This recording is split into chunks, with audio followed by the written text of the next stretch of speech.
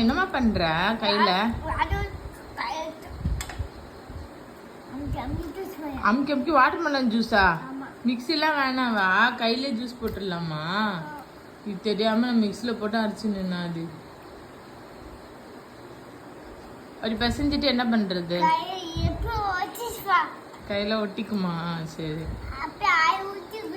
அப்படியே ஃபில்டர் பண்ணி குடிச்சிடணுமா? சரி தங்க. எவ்வளோ ஒரு ஜூஸ்? எவ்வளோ?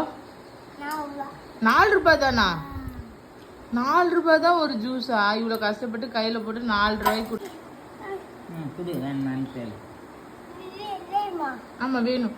எனக்கு வேணும்னு கொடுத்துட்டு கடைக்காரரே குடிச்சிட்டு இருக்காரு ஜூஸை. குடிங்க குடிங்க.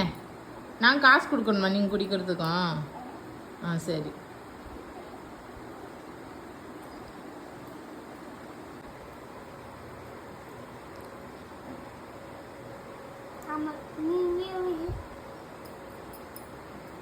கீழே சொட்டுது பாருங்க உங்க ஜூஸ்லாம். வாயில் விழுந்துச்சா? இது என்ன? இதுதான் ஜூஸ் போடுற நவீன மிஷினா? ஒரு மிக்ஸி கப்பில் போட்டு அடைச்சிட்டா 2 நிமிஷத்துல முடிஞ்சிருக்கிற வேலைக்கு மற்ற எடுக்கிறீங்க, கையை உருங்க. இப்போ ஒரு ஜூஸ் ஒரு நவீன மிஷின் ஒன்று கண்டுபிடிச்சி எடுத்துன்னு வந்திருக்கு உங்க ஆயா. ஃபஸ்ட்டே தர்பூசணி இப்படி கடிச்சே சாப்பிட்ருக்கலாமா? ஜூஸ் போடுறேன், அதை போடுறேன், இதை போடுறேன்னு போட்டேன். இப்போ கடிச்சு உட்காந்து சாப்பிட்டுட்டு கடிச்சு சாப்பிட்றது தான் நல்லது, ஓகேவா? ஜூஸை விட இப்படி தான் சாப்பிடணும். அப்படி தான் நிறைய ஃபைபர்ஸும் உள்ளே போகும்.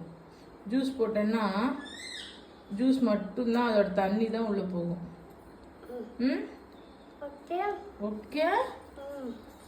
எப்படி இருக்கு வாட்டர்மெலன்? காலையில் ஃபுட்டே தானா?